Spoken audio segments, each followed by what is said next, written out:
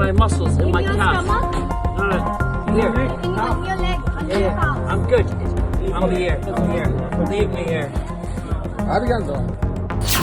स्वीडनच्या मुलाचा सांडपाड्यात दुर्दैवी मृत्यू झालाय.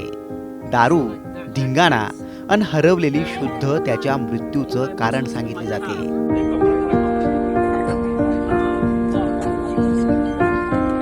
तुमच्या स्क्रीनवर दिसणाऱ्या या तरुणाचं नाव एलेड एडवर्ड जॉन असं आहे. वयाच्या 30व्या वर्षी एलेडनं जगाला निरोप दिलाय. एलेड मूळचा स्वीडनचा आहे. तो आपल्या प्रणय नावाच्या मित्राच्या लग्नासाठी नवी मुंबईत आला होता. एलेडसोबत त्याचा इंडोनेशियातला एक मित्रही या लग्नासाठी भारतात आला होता. याच लग्नात एलेड भरपूर दारू प्यायला. रात्रीच्या 1:30 वाजेपर्यंत एलेड लग्नातच मौज मजा करत होता. पण आता एलेडला आपल्या हॉटेलकडे जायचं होतं.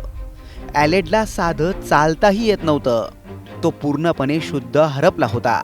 अशा अवस्थेत त्याला हॉटेल अबोटमध्ये पोहोचायचं होतं. एलेड हॉटेलच्या दिशेनं निघाला खरा, पण तो रस्ता चुकला.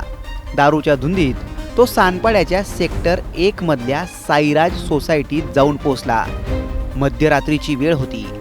सोसायटीचं गेट बंद होतं. तरीही एलेड थांबला नाही. सोसायटीत शिरायला त्यानं थेट गेटवरूनच उडी मारली. I'm here. I'm here.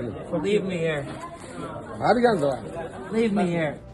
एलेड सोसायटीत शिरला आणि वरती जाऊ लागला.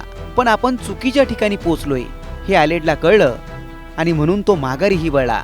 पण तोवर एलेड सोसायटीच्या 4थ्या मजल्यावर पोचला होता. भान हरपलेल्या एलेडने जिना शोधता शोधता थेट बाल्कनीतूनच उडी घेतली आणि त्यानंतर हे असं काही घडलं. They're tense. And Where they're are you hurt? in my muscles, in In my your calves. stomach? No, no. Here. In your leg, under your calf. I'm good. It's just really, really tense. I'm fine, guys. I'm fine, guys. No. Whoa. It's okay. This is police, you have to cooperate. No. They're tense. कुणीतरी सोसायटीत घुसलंय हे पाहून लोकांनीही तात्काळ पोलिसांना बोलवलं.